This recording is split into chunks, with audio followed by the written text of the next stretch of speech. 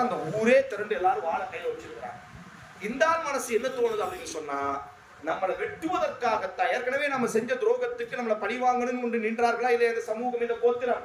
அப்ப நம்மை பழிவாங்குவதற்காக இந்த சமூகம் என்ன செய்கிறது? முழுமையாக வெளியேறிவிட்டது என்ற பயம் அவருக்கு. இதை பார்த்துட்டு ஒரு அவசரம், நிதானமின்மை. இவர் என்ன நினைக்கிறார் அப்படின்னு சொன்னா, அவர்களை பற்றி ஒரு தவறான நினைப்பு. அவர்கள் நிற்கக்கூடிய நோக்கம் இவரை கண்ணியப்படுத்துவதற்காக, அவர்கள் நிற்கக்கூடிய நோக்கம் இவரை வரவேற்பதற்காக. ஆனா இவரினுடைய குறு புத்தியில் தோன்றிய எண்ணம் என்ன? நம்மை இவர்கள் காயப்படுத்தி நம்மை கைது செய்து கொலை செய்வதற்காக நிற்கக்கூடும் என்பதாக பயந்து இவர் என்ன செய்யறாரு? அப்படி வெளியே வந்துட்டார். அந்த கோத்திரத்திற்குள்ளாக, அந்த ஊருக்குள்ளாக போகல. ரசூலா கேட்பாங்களா இல்லையா, நீங்க ஏன் போகல? உங்களை நாங்க நியமித்த பொறுப்பு என்ன செஞ்சீங்க? அப்ப இந்த தோழர் சொல்றாரு, யார சொல்ல அவங்க என் பார்வையில முஸ்லீமா தெரியற, அவங்க எல்லாம் இஸ்லாத்தை விட்டு வெளியே போயிட்டாங்கன்னு நான் நினைக்கிறேன்.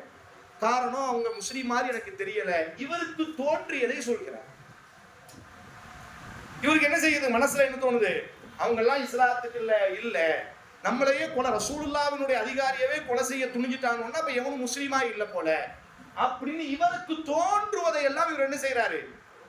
அவசர கதியில், நிதானமின்மையினால் என்ன செய்கிறார் என்று சொன்னால் சொல்றாரு. இவர் என்ன சொல்லி இருக்கணும்? ரசூலுல்லாஹ்ட்ட போய், எனக்கும் உங்களுக்கு ஏற்கனவே வாய்க்கா தகராறு இருக்கு, கொஞ்சம் வேற ஒரு ஆளை விட்டு நீங்க விசாரிங்க, அல்லது இவராவது என்ன செய்திருக்க வேண்டும், வேற ஒரு நபரை விட்டு விசாரித்து இருக்க வேண்டும். என்ன நோக்கத்துக்காக நிற்கிறீங்க? இதுதான் யதார்த்தம். நாம வேற ஒரு நோக்கத்தை, அவர்களினுடைய பேச்சு வேற ஒரு நோக்கத்தில் பேசப்பட்டிருக்கும். வாழ்க்கையில நாம வேறு ஒரு விதமாக புரிந்து கொண்டோம் என்று சொன்னார் வாழ்க்கையை சிதைத்து விடும். கடைசி என்ன நபர்ந்தது? ரசூலுல்லாஹி ஸல்லல்லாஹு அலைஹி வஸல்லம் கதிப ரசூலுல்லாஹ் கோபப்படுறாங்க. அது சமூகத்தின் மீது, பனு முஸ்தலக் கோத்திரத்தின் மீது. காரணம், நாம இஸ்லாத்துக்குள்ள கொண்டு வந்திருக்கிறோம். இஸ்லாத்தை விட்டு வெளியே போயிட்டாங்களா, உடனடியாக ஹாலித் பின் வலீதை கூப்பிடுறாங்க, ஒரு படையை கிளப்புறாங்க. நீங்க போங்க, அவங்கள்ட்ட போய் பேசுங்க. அவங்க உண்மையிலேயே இந்த வலீத் பின் உக்பா சொல்வதை போன்று உண்மையாக இருந்தால் அவர்கள் அனைவருக்கும் மரண தண்டனையை கொடுங்க அப்படின்னு ரசூலுல்லாஹ் சொல்றாங்க. ஒரு சின்ன பிரச்சனை, நிதானமின்மை அதிகாரிகளை எந்த முடிவெடுக்க வைக்கிறது, முடிவெடுக்க வேண்டியவரை எந்த சூழலுக்கு தள்ளிவிட்டது. சரி, ஹாலித் பின் வலீத் என்ன செய்யறாரு? படையை திரட்டிட்டு போனா ஹாலித் பின் வலீத் இந்த இடத்துல கொஞ்சம் நிதானத்தோடு யோசிக்கிறார். காரணம், ரசூலுல்லாஹ் சொன்ன வார்த்தை பனு முஸ்தலக் இஸ்லாத்துக்கு வந்தவர். வலீத் பின் உக்பாவை பத்தி ஏற்கனவே தெரியும். ஹாலித் பின் வலீத் சமூகத்தை எல்லாம் கூப்பிட்டு அந்த சமூகத்தோடு பேசுறார். நீங்க இஸ்லாத்தை விட்டு வெளியே போயிட்டீங்க, ஏன் ரசூலுல்லாஹ்வினுடைய அதிகாரி பொருளாதார அமைச்சரை கொலை செய்வதற்கு துணிந்தீர்கள்? அவங்க வாயிலிருந்து வந்த முதல் வார்த்தை, நாங்கள் அவரை வரவேற்பதற்காக நாட்கள் கணக்காக காத்து கிடக்கிறோம். அவர் யாராக இருக்கட்டும், ரசூலினுடைய தோழர் என்று ஆனதற்கு பிறகு ரசூலினுடைய அதிகாரி எங்கள் தேசத்திற்குள்ளாக, எங்கள் ஊருக்குள்ளாக வருவது எங்களுக்கு எவ்வளவு கண்ணியம். நாங்கள் ஆண்களும் பெண்களும் வரவேற்பதற்காக மகிழ்ச்சியோடு காத்திருக்கிறோம், ஜக்காத்தினுடைய பொருட்களை எடுத்து வைத்துக் கொண்டு. அப்பதான் ரசூலுல்லாஹ்வுக்கு இந்த செய்தி சொல்லப்படுகிறது. அப்பதான் ரசூல் ஸல்லல்லாஹு அலைஹி வஸல்லம் இவரை கூட்டி விசாரிக்கும் பொழுது உண்மையெல்லாம் வெளியே வருகிறது. அந்த நேரத்தில் அல்லாஹ் இறக்கிய வசனம் தான், யா அய்யுஹல்லதீன ஆமனு இன் ஜாஅக்கும் ஃபாஸிகும் பினபஇன் ஃபதபையனு. இறை நம்பிக்கையாளர்களே, பாவியான ஒருவர் உங்களிடத்தில் ஒரு செய்தியை கொண்டு வந்தால் 1க்கு 2 முறை நீங்கள் ஆய்வு செய்து கொள்ளுங்கள் என்று அல்லாஹ் ரப்புல் ஆலமீன் வசனத்தை இறக்கினார். அப்ப இது பனு முஸ்தலக் கோத்திரத்துக்கு மட்டும் இல்லை, அந்த உக்பாவை போன்று ஹாலித் அவசரப்பட்டிருப்பால் அந்த சமூகமே மரண தண்டனைக்கு விதிக்கப்பட்டிருக்கும். நிதானம் வாழ்க்கையில நாம வேற ஒரு நோக்கத்தில் அவர்கள் பேசி இருக்கக்கூடும், நாம் வேற ஒரு நோக்கத்தில் புரிந்திருக்க கூடும்.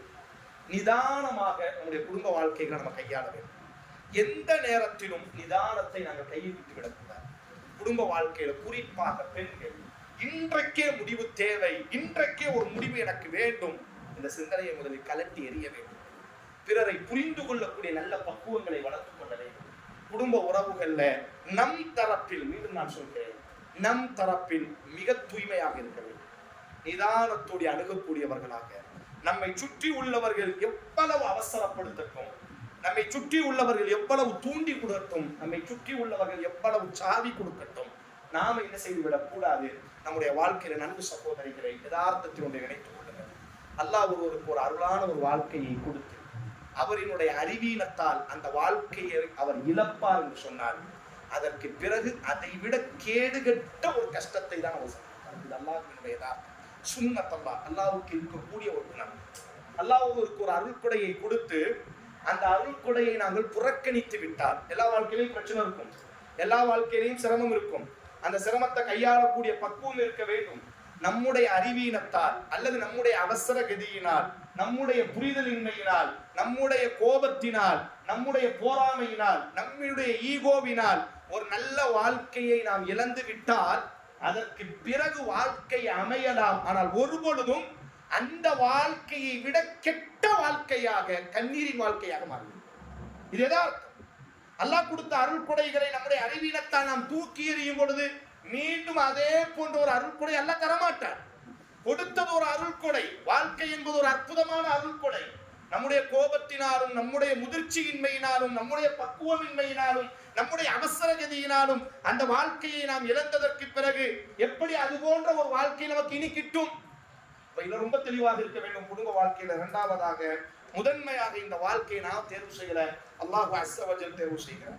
என்னை இவருக்கு மனைவியாய், அவரை எனக்கு கணவனாக தேர்வு செய்தது உறவுகள் அல்ல, என்னுடைய உணர்வுகள் அல்ல, அல்லாஹ் ரப்புல் ஆலமீன். இரண்டாவதாக, நிதானத்தோடு இந்த வாழ்க்கை அணுக வேண்டும். மூன்றாவதாக, என்னுடைய வாழ்க்கையில் நான் மட்டும் தான் முடிவெடுக்கிறேன்.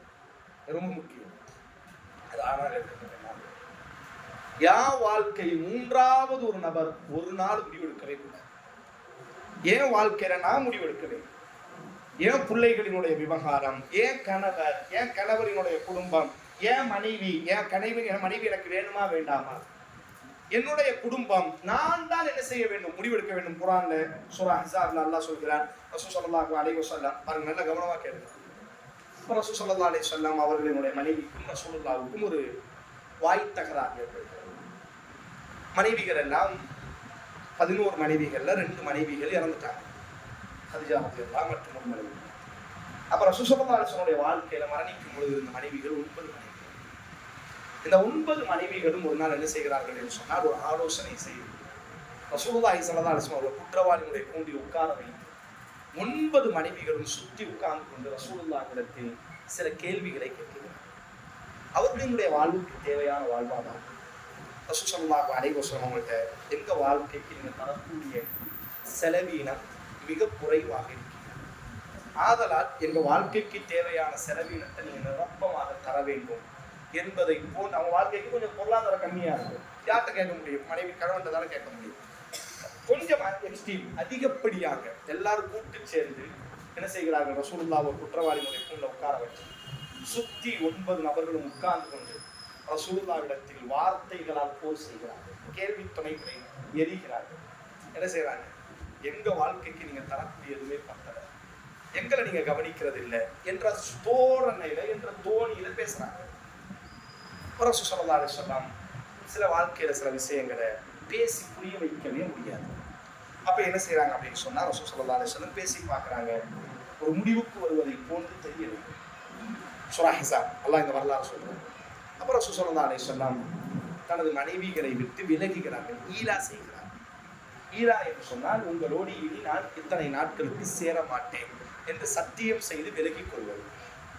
ரசூல் ஸல்லல்லாஹு அலைஹி வஸல்லம் ஈலா தான் செய்கிறோம் என்று வெளிப்படுத்தாமல், உங்களை விட்டு நான் விலகி போறேன் என்ற தோரணையில ரசூல் ஸல்லல்லாஹு அலைஹி வஸல்லம் என்ன செய்யறாங்க, தான் 9 மனைவிகளை விட்டு விலகி தன் வீட்டுக்கு மேல என்ன செய்கிறார், ஒரு பரணை அமைத்து அதற்கு மேலாக ரசூல் ஸல்லல்லாஹு அலைஹி வஸல்லம் கீழே இறங்கி வர்றதே கிடையாது. மதீனா முழுவதும் கவலை. கெட்டி கொடுத்த 9 மனைவிமார், 9 குழந்தைகளினுடைய பெற்றோர்கள் மதீனாவாசிகள் இருக்கிறார்கள், மக்காவாசி இருக்கிறார், அபூபக்கர் இருக்கிறார், உமர் இருக்கிறாங்க, அஜ்மஈன், அபூ சுஃபியானுடைய மகள் இருக்கிறாங்க. இப்போ எல்லார் வீட்லையும் ஒரே கவலை, ரசூலா தலாக் விட்டுருவாங்களோ.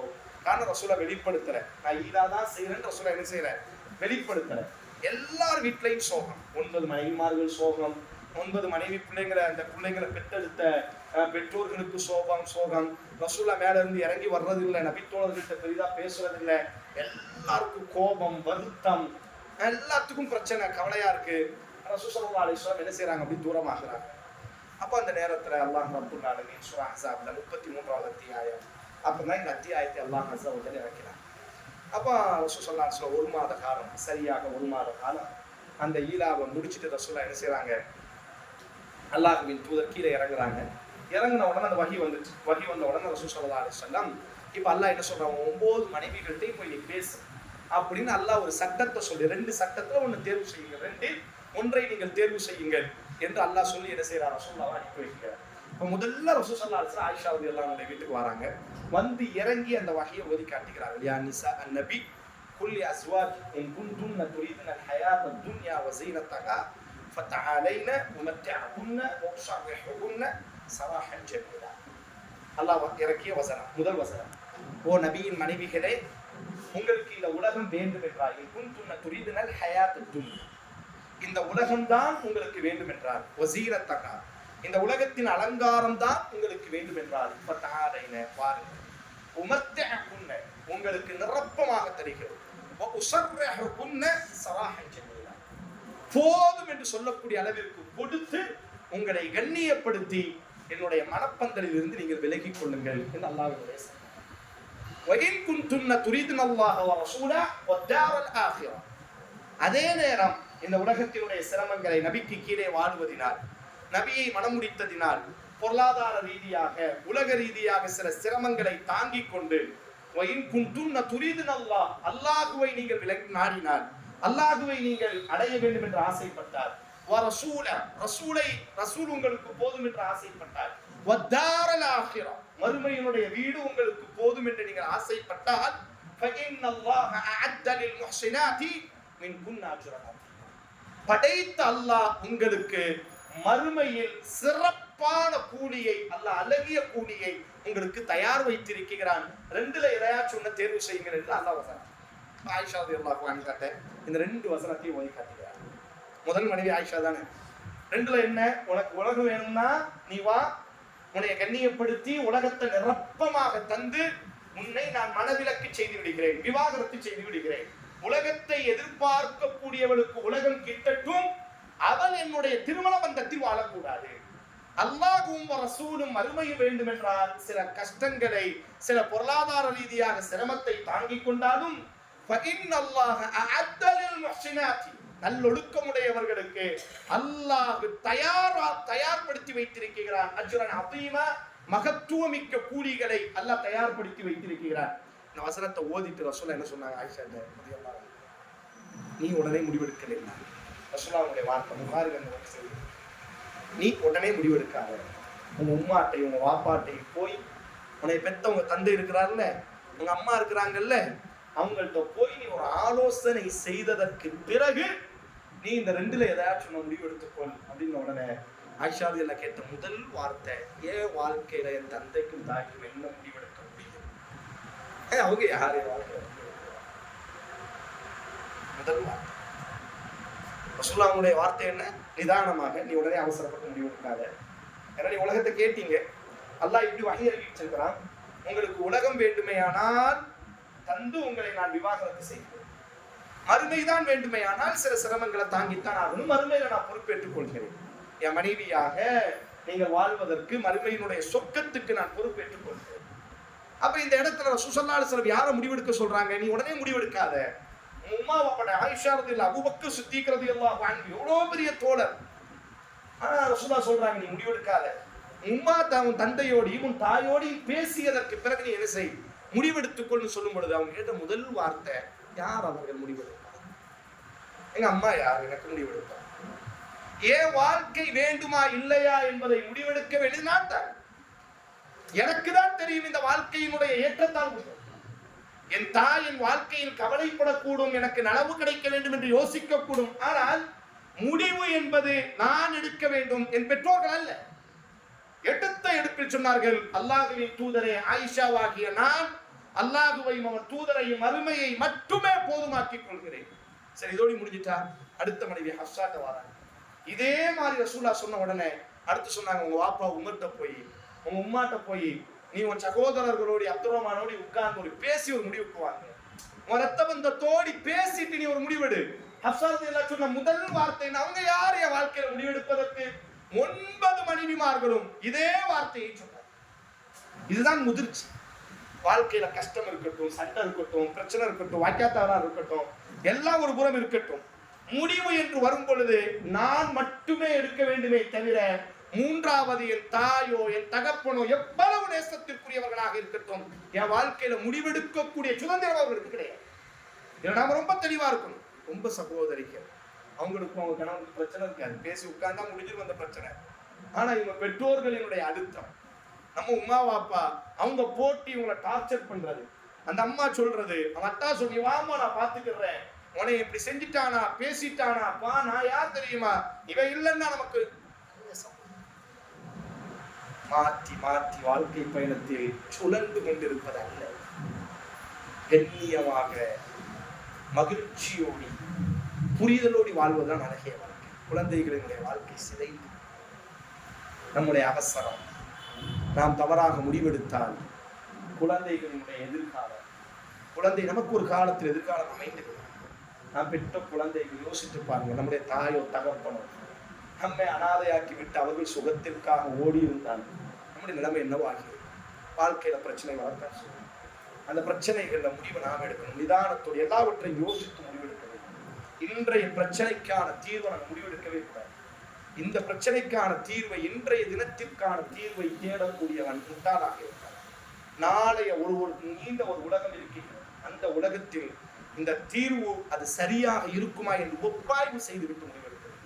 அது ரொம்ப முக்கியம். மூன்றாவதாக, நம்முடைய திருமண வாழ்க்கையில முடிவெடுக்க வேண்டியது நாம இருக்காது. அது ஆணாக இருக்கட்டும் பெண்ணாக இருக்கட்டும், எங்க ரெண்டு பேருக்குள்ள என்ன நடக்கட்டும், பிரச்சனையை முடிவுஎன்பது எங்க தரப்புலதான் இருக்க வேண்டுமே தவிர மூன்றாவது ஒரு நபர்கள் உள்நுழைவதற்கு ஒரு காலமும் நாங்கள் அனுமதி கொடுக்கவே கூடாது. அது எவ்வளவு பெரிய உறவாக இருக்கட்டும், அது எவ்வளவு நேசத்திற்குரியதாக இருக்கட்டும், அவர்களினுடைய பார்வை வேறாகத்தான் இருக்கும், என்னுடைய பார்வை வேறாகத்தான் இருக்கும். திருமண வாழ்க்கையில என் கணவனை நான் பார்க்கக்கூடிய பார்வை வேறு, என் தந்தையும் தாயும் பார்க்கக்கூடிய பார்வை வேறு. அவர்களுக்கு தெரியாத பல ரகசியங்கள் எனக்கு தெரியும், அவர்களுக்கு தெரியாத பல சூழல் எனக்கு தெரியும், அவர்களால் சாந்தப்படுத்த முடியாத பல நிலைமைகளை நான் சாந்தப்படுத்தி இருக்கிறேன். அதனால் இவைகளை எல்லாம் யோசித்து பார்த்து என்ன செய்ய வேண்டும் என்று சொன்னால், திருமண வாழ்க்கையில மூன்றாவதாக முடிவு என்பது நம் கையில் இருக்க வேண்டும். இது எல்லாரும் எல்லா நேரத்திலும் பின்பற்ற வேண்டும். நான்காவதாக, நம்ம ரகசியம் எக்காரணத்தை கொண்டும் யாரிடத்தில் வெளிப்படுத்தப்பட வேண்டும். நம்ம திருமண வாழ்க்கையில நமக்கான ரகசியங்கள், அது எவ்வளவு உன்னதமான உறவா இருக்கட்டும், அந்த உறவுகளிடத்திலும் கூட நாங்கள் என்ன செய்யக்கூடாது என்று சொன்னார், நம்முடைய ரகசியங்களை வெளிப்படுத்துவது. கோப நேரத்துல யார்ட்டையாச்சு சொல்லணும், கக்கணும், துடிப்பு இருக்கும். அந்த நேரத்தில் நம்ம ரொம்ப பக்குவமாக இருக்க வேண்டும். சஹீஹுல் புகாரில நபி ஸல்லல்லாஹு அலைஹி வஸல்லம் எவ்வளவு பெரிய நண்பு சகோதரி முஹம்மது ஸல்லல்லாஹு அலைஹி வஸல்லம் ஃபாத்திமா ரலியல்லாஹு அன்ஹா அவங்க வீட்டுக்கு வருகிறார். வந்து பார்த்தால் ஃபலமஜித அலி ரலியல்லாஹு அன்ஹு, ஃபாத்திமா ரலியல்லாஹு மட்டும் சோகமாக கவலையோடு ரசூலுல்லாஹ் கேட்குறாங்க, அவர் எங்க அப்படின்னு கேட்குறாங்க. அப்போ என்ன நடந்திருக்கு, ரசூலுல்லாஹ் வர்ற முன்ன கிட்டி ஃபாத்திமா ரலியல்லாஹு அன்ஹா ஒரு வாக்கியத்தான் சண்டை, நல்ல சண்டை போட்டு ஒரு கட்டத்தில்